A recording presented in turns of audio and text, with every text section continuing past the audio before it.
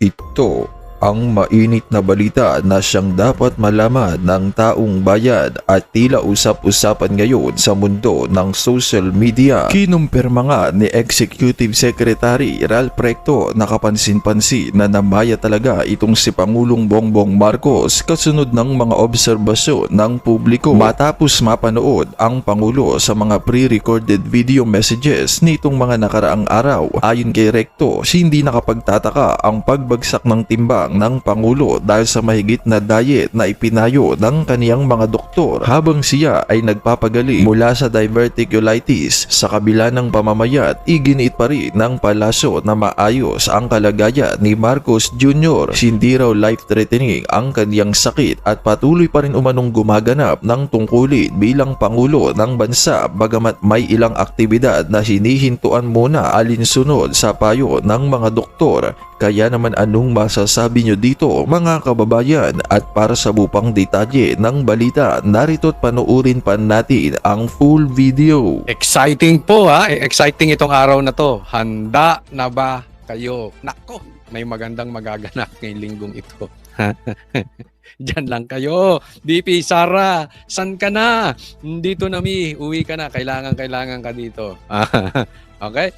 Ito po magiging topic natin for today. BBM, hindi na nakapagtrabaho. Delikado yan. Explain natin bakit mamaya. Kapag namatay na kaya, aamin agad si Claire? Sila? Ano sa tingin niya? Survey tayo agad. Aamin kaya pag namatay si Bongbong Marcos? O ilagay nyo dyan sa comment section. Ilagay nyo agad. BBM. Ito. Dito maraming nagsasabi. At maraming bubwit na nagsasabi na si BBM malubhana di umano. Dahil sa cocaine ang sakit. Di umano. Simulan na natin agad-agad dahil kay Coach Oli, bida ang balita. Eto, pag-usapan natin yung taguan ni Bongbong Marcos. Pag-usapan natin. Yung kung umasta parang first lady. Pag-usapan natin. Dahil di umano sa cocaine. Papakita ko pakinggan nyo mabuti. Tila deadma ang Malacanang sa umikot na mensahe sa ilang mga reporter na ang dahilan daw ng diverticulitis diagnosis ng Pangulo ay drug use umano. Sa nasabing mensahe, lumalala raw ang sakit ng Pangulo at hindi na raw siya physically fit para mamuno. Pero dahil hindi nagpakilala ang nagbigay nito, kung unknown number yan, di unknown din ang source niyan. So kung unknown ang source niyan, so malamang gumagawa ng kwento yan. So huwag natin masyadong paniwalaan ng mga kumakalat sa social media. Ayun, ulitin natin Ulitin natin. Ang tanong, dahil ba sa cocaine? Kaya may sakit na tawagin na lang nating diversionatics. Diversion. Mahilig kasi sa diversion. Ang tawag ko dyan? Diversionitis. Yan. Diversionitis. Kaya ba malala ang sakit ni Bongbong Marcos? Dahil sa cocaine. At malubha na siya. Tingnan nyo po ang sagot ni itong si... Ulitin natin itong si Claire Castro. diverticulitis diagnosis ng Pangulo ay drug use umano. Sa nasabing mensahe, lumalala raw ang sakit ng Pangulo at hindi na raw siya physically fit para mamuno. Pero dahil hindi nagpakilala ang nagbigay nito, kung unknown number yan, di unknown din ang source niyan. Tanong, totoo ba na dahil sa cocaine? Sagot. Di kung unknown number yan, di unknown din ang source. So kung unknown ang source niyan, so malamang gumagawa ng kwento yan. So gumagawa lang ng kwento. So huwag natin masyadong paniwalaan ng mga kumakalat sa social media nang walang hindi verified at walang ibang source. Diba? Ang dali naman itanggi. Hindi dahil sa cocaine kaya malubha ang sakit ni Bongbong Marcos. Diba? Pwede naman ganun. Or pwede niya rin sabihin para ligtas si Bongbong Marcos. Hindi po nagko-cocaine si Bongbong Marcos. Diba? Kasi, ito yan. Baka mamaya mamatay si Bongbong Marcos tapos madiscover dahil sa cocaine, wala siyang lusot. Ako, tingin ko talaga dito humahanap na ng exit point. Diba? Meron siya pwedeng sabihin. Alam mo, ni-research ko yan delikado raw. Posible daw Ito tingnan natin Posible, talagang ano pa yan, ginipiti ko yan, Posible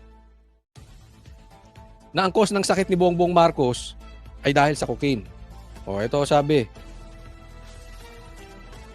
Asa na, wait. Ang paggamit ng cocaine ay maaaring maging sanhi ng seryosong problema sa bituka na madalas mapagkamalang divertionitis dahil sa pagkakapareho ng sintomas gaya ng matinding sakit sa tiyan. Narito ang mga epekto ng cocaine sa bituka. Ano nyo na lang, i-search nyo na lang. Pero may pagkakaparehas. Diba? At ang balita nga natin, ito, balita to ha. Yung sinabi namang nagbabalik-balikan sa ospital, kikita nyo naman, hindi pa nakakapagtrabaho. Diba? Puro lang siya na video release o walang live. So, yung mga binabanggit natin, nagtutugma-tugma. Ang balita rito, malubha to. Hindi ko naman sinabing mamamatay na agad-agad. Diba? Kahit naman yung na-stroke, nakakaligtas pa. Yung may cancer nga na si Boying lumalakad pa. Pero, malubha yun. Hindi rin biro yun. Ilang araw na rin nagtatanong ang media kung ilalabas ba ang medical bulletin ng Pangulo. Pero wala raw nakikitang dahilan ang Malacanang para i-release ito. Ang Pangulo na raw mismo ang nagsabi na hindi seryoso ang kanyang kalagayan. Absent kanina for the third consecutive. Tingnan mo maglalabas ng bulletin. Hindi raw na kailangan dahil okay na siya. Ba hindi. Responsibilidad mo yan sa taong bayan, doktor ka ba? Kung halimbawa ako may sakit, malay ko ba kung may sakit ako o wala? Kung tayong mga tao, alam natin kung meron tayong sakit o wala, hindi na natin kailangan ng doktor, hindi na natin kailangan yung mga CT scan na yan, yung mga x-ray na yan. Kaya nga may nandiyan yan minsan, 'di ba? Anong cause ng ano? Bakit huli na natatagpuan ng cancer? Minsan matatagpuan na stage 4. Bakit hindi mo napupuna? Bakit ikaw sasagot Bongbong Marcos? Pabalik-balik ka sa ospital. Maglabas kayo ng bulletin. Hayaan mo yung doktor mag-explain, ba't ikaw? Time si PBBM sa unang presidential engagement niya sa loob lang ng palasyo. Represented ulit siya ni Executive Secretary Ralph Recto Naku, sa delikado. paglingkod bayan. Isipin mo kung ang magti-take over. Ha? Absent si Bongbong Marcos. Sinong ipinadala? Si Recto, pambihira. Batman. Ito, serious to ha, serious to. Nakikita natin kung paano nila itanggi kung may masakit, ay may malubhang sakit si Bongbong Marcos. Kasi ang dali naman ipakita si Bongbong Marcos. Ito si Bongbong Marcos maayos oh. Hindi yung video. Haharap siya sa media. Ano ba naman yung humarap siya sa media, makita, matanong ang mga 3, 5 hanggang 6, 7 tanong. O tapos na. 'Di ba? Puro ang nakakakita sa kanya sekretary niya. Maniniwala ba kayo? Sino naglagay doon? Sinong nakakita sa kanya? Si Claire. Papagkatiwalaan mo ba yung si Claire? 'Di ba ang tanong ko nga sa inyo, kung si Bongbong kaya mamamatay, aamin kaya agad si Claire? Aamin kaya sila? Baka pag namatay yan ngayon, abutin ng ilang oras yan bago umamin. 'Di ba? Ayusin mo nila yung kailangan nilang ayusin. So, ito nakikita natin by their actions, malubha si Bongbong Marcos. Ito dito delikado. Yung mga nagpipiling presidente. Halimbawa, ang Rimulya Brothers. Delikado po ang takeover ng Rimulya Brothers. Tatandaan natin si Boying ha, yung Bendalo, delikado yan. O sino na pinadala? Si Recto. Pag ito, ang dumosisyon, patay tayo. Alam mo nangyari na yan, meron akong kakilalang dating presidente. Hindi ko napapangalanan kung sino ito, pero baka kilala nyo. Matagal na daw malubha. Hindi si Bongbong Marcos ha. Dating presidente, hindi ko sasabihin kung saan bansa. Dating presidente, matagal na daw malubha. Ang pumipirma-pirma na lang daw. At ang yung asawa, ang nagmamanipula. Pero yung lalaki bedridden na. Delikado po yan. Kasi, in paper, siya pa rin ang presidente. Pero hindi natin alam, malay mo si Batman na. Ang nagmamanipula lahat, kunwari, pinirmahan. Delikado, kaya kailangan may responsibilidad si Bongbong Marcos maglagay ng harapin niya ang taong bayan. Ni ceremony kung saan pinarangalan ang mga natatanging government employees noong 2025. Ayon kay E.S. Recto, inabisuhan si PBBM na kanyang doktor na magpahinga muna ng bahagya dahil may downtime talaga ang recovery sa diverticulitis. Pero sa donning of rank ceremony ni PNP Chief Jose Melencio Nartates Jr., present ang presidente. Nang matanong kung bakit tila namimili ng dadaluhang event ang Pangulo, Nasa prerogative na po ng Pangulo yon. Kung nararamdaman niya po na ito muna ay dapat atilan muna ng mga alter ego ng Pangulo, yun po. Yun naman din So alter ego niya si Batman, delikado. po ang in-explain ni ES Reflecto. Hindi pa sigurado kung magpapakita na sa publiko si PBBM sa mga susunod na araw. Pero engagements pa rin naman daw na maituturing ang private meetings na dinadaluhan ng Pangulo. Para sa agenda, Alam mo isa pang ano dyan? Isa pang delikado dyan? Ay isa pang dapat ginagawa dito? Dahil ito ay delikado, dapat kumikilos na po ang AFP. Responsibilidad nila na alamin talaga. Di ba? Magsalita sila. Okay lang ang Pangulo. Para pag namatay, meron tayong, teka muna, sabi mo okay lang. Di ba? Hindi kasi responsibilidad. Kung hindi ako nagkakamali, hindi naman tayo abogado. Responsibilidad ng sundalo yan na alamin ang totoong kalagayan ng presidente. Hindi mo lang yan haharap, hindi mo lang yan basta sasabihin, ay sinabi ng presidente, okay siya, paniwalaan mo na. Sinabi ng presidente, hindi siya adik, paniwalaan mo na. Sinabi ng presidente, walang pumasok na baril sa KOJC, paniwalaan mo na. Sinabi ng presidente, hindi siya nagnakaw sa Ghost Project, paniwalaan mo na. Responsibilidad yung AFP, tingnan nyo naman, totoo ba na malubas siya o totoong okay na siya? Kailan kayo gagalaw? Diba? Yan naman ay nasa konstitusyon. Hindi naman tayo nagtatawag ng illegal. Yung nasa batas lang eh.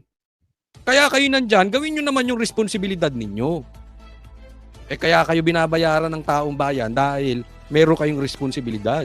Galaw-galaw, baka ma-stroke naman kayo. Ha? Next po. Ito yung sinasabi ko na dapat si Bongbong Marcos humarap sa media. Huwag kang tumago kay Claire. Puro ka kay Claire. Baka mamaya magselos yung asawa mo, black ayan ka na naman. Ha? Oh. Nako. Ito yung sinasabi natin na puro ganito si Bongbong Marcos.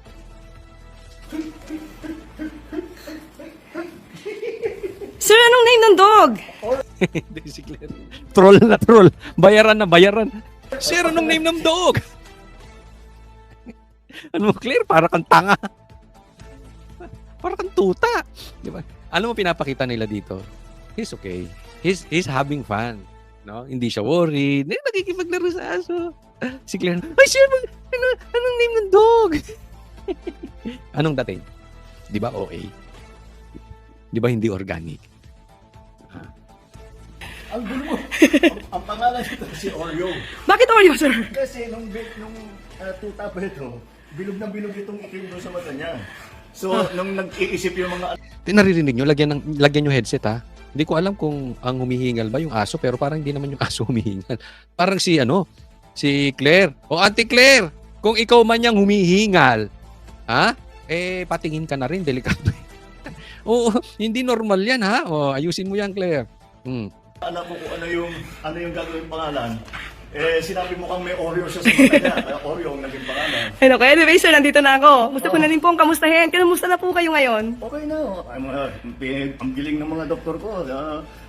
Binigyan lang ako ng mga gamot. Tsaka patuloy pa rin yung aking antibiotics. Pero okay na ako. In fact, nakapag-EDC meeting na kami nung Lunes. Kung okay ka, ba't di ka magpa-press con? Di ba?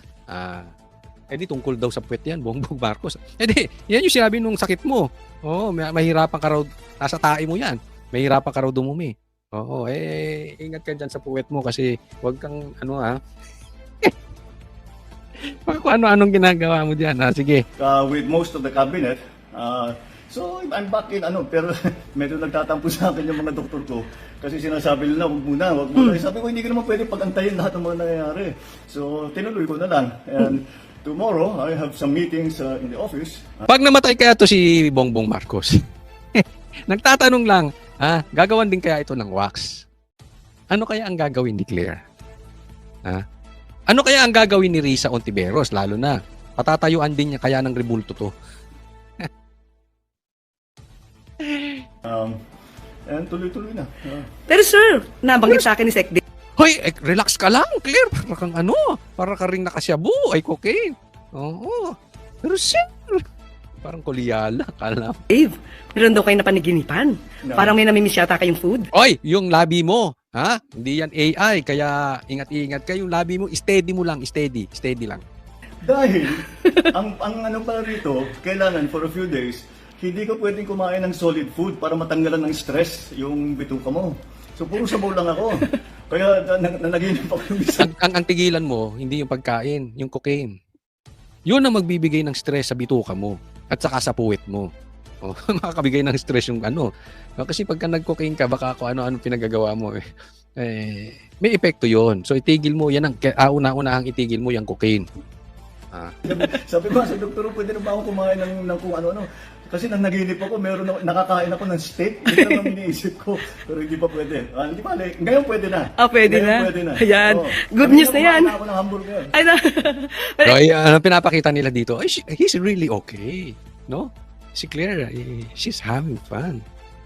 Anyway, sir, namimiss na kayo na ibang mga taga-media. Sabi nila, ba't hindi nakarating si Pangulo sa awards rights ng mga outstanding government workers? Oo nga. Hindi ako nakarating dahil meron pa akong gagawin. Pinapunta ako sa, nagkonsulta na nandito yung mga doktor.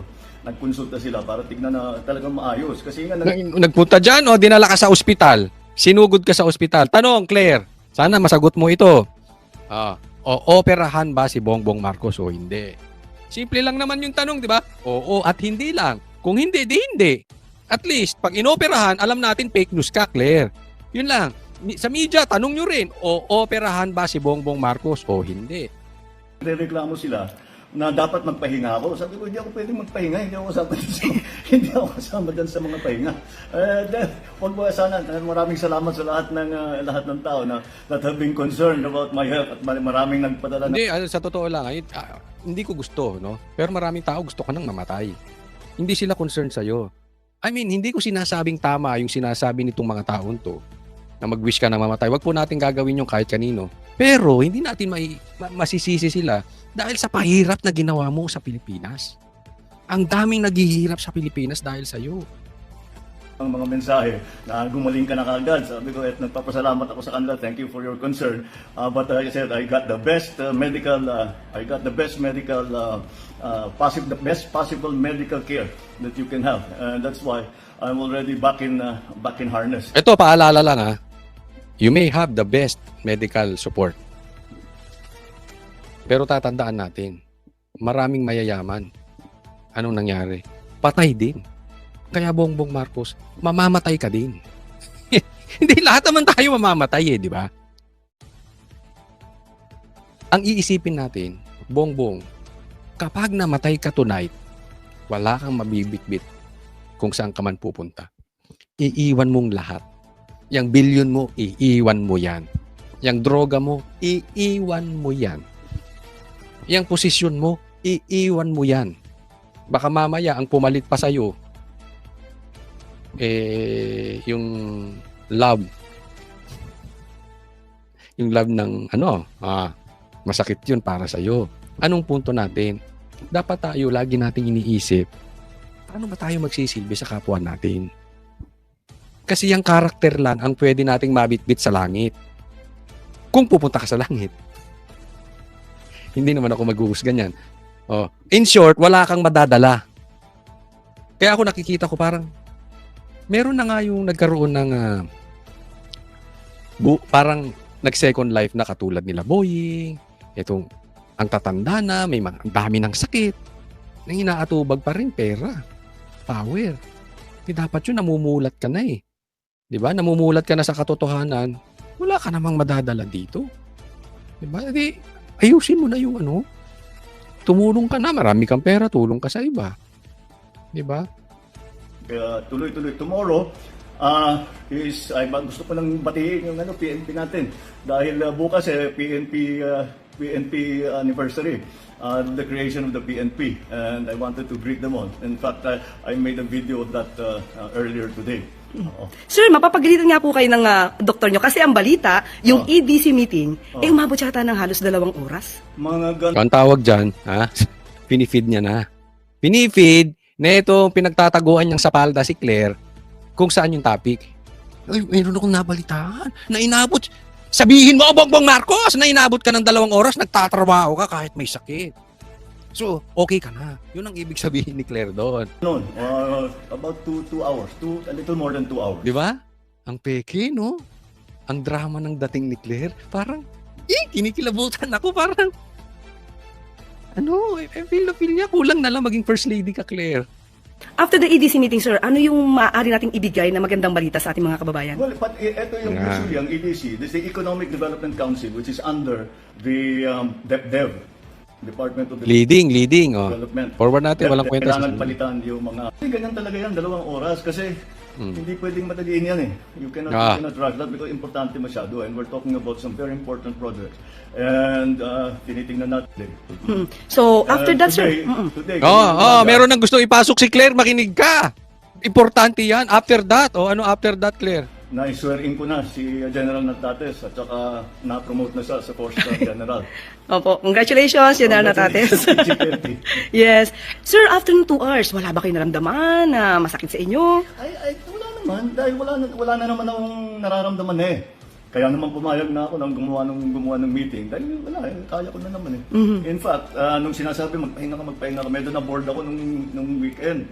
Sinasabi ko, no, I have to do something. Sabi ko, so binasa ko na lang lahat ng brief ko. Yun pala. So pag naboboard si Bongbong Marcos, binabasa niya yung brief. Ping Lacson! Ay, ano to? Baka may ano din yan, Ping Lacson. Pero, ibig sabihin niya, pag naboboard siya, nagtatrabaho, hindi ba nagko-cocaine? Hindi ba nagko-concert? Pero pansin niyo, parang nangayayat si Bongbong Marcos. Hindi niyo ba napansin? Medyo up-to-date na ngayon ako. Ayun na, sir. Wala talagang pahinga kahit na merong nararamdaman. Ay, sip-sip! Alam to si Claire? Claire! Grabe ka kasip-sip! Kulang na lang, himurin mo yung puwet ni Bongbong Marcos. Ay. Dapat nga magpapahinga ako, pero hindi pwede. Importante. Maraming ginagawa.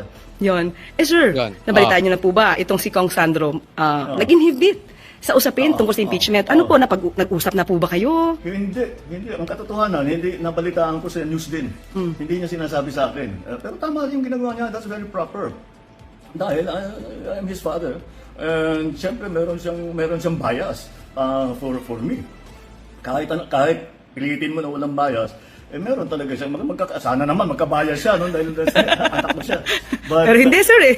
Hindi eh. Wrong answer. Kaya bunelta ni Claire, kita nyo, sabi, nabalitaan nyo ba yung sinabi ni Sandro na mag-i-inhibit siya sa impeachment mo? Sabi niya, tama naman yung ginagawa ni Sandro. Pero sa dulo, sana naman magkaroon siya ng bias. Pasok si Claire, siyempre, Bongbong, huwag kang pupunta dyan. Mali yan, wrong answer. Pero hindi, sir eh. Hindi eh. Diba, nililid niya, teka muna, wag mo na ituloy yan. Hindi, pero tama yan. He should recuse himself. Belta na naman si Bongbong Marcos. Papunta na siya ron eh. Iba yung pinupuntahan niya, pero naisip niya sana magbayas ka pumunta ron. Inawat ni Claire, balik siya ulit. Yan yung sinasabi natin. Kaya yan, nakikipag-interview lang sa mga ganyan, yung ililid siya sa kasinungalingan. Kasi pag yan, humarap sa media, luto ito. Sa tanungan pa lang, lalo't yung media kung magtatanong ng maayos, hindi rin bias, luto ito. Dapat andyan ang Net25 tsaka SMNI. Sila lang ata ang magaling magtanong. Remove himself from the process so that the process can be seen to be fair and proper. Ayan. Pero sir, Ano?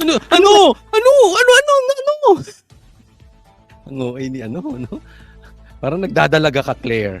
Ayun, masasabi niyo sa ating mga kababayan na nag-aalala sa inyong kalusugan. Walang nag-aalala sa kalusugan niyan. Gusto nga na nilang mamatay ito eh. Ngayon. Ito yan lang yung mga sinasabi ko noon, yung sinabi ko sa inyo last week. Ito yung mga inaantay na ako mamatay. Huwag kayong excited. Nasumobra na naman ang pagka-excited ninyo. Andito pa ako. I'm running the government. We're doing everything that needs to be done. Ano kung mamatay ka? Fake news ka na naman, katulad ni Claire. Walang patid ang trabaho ng gobyerno. Pero sir, marami pong suporta na nagmumula talaga sa ibang mga kababayan natin na pinagdarasan po ang maganda niyong kalusugan, ang maayos na kalusugan. Ako talaga, sa totoo, pinagdadasal ko si Bongbong Marcos. Ang dasal ko, Lord, sana ma-expose yung mga magnanakaw. Hindi, ito ang dapat panalangin natin sa Panginoon. Ma-expose yung mga magnanakaw. Yun lang. Doon lang. Kasi pag na-expose yung mga magnanakaw, yan one step closer tayo sa A New Philippines. Maraming salamat.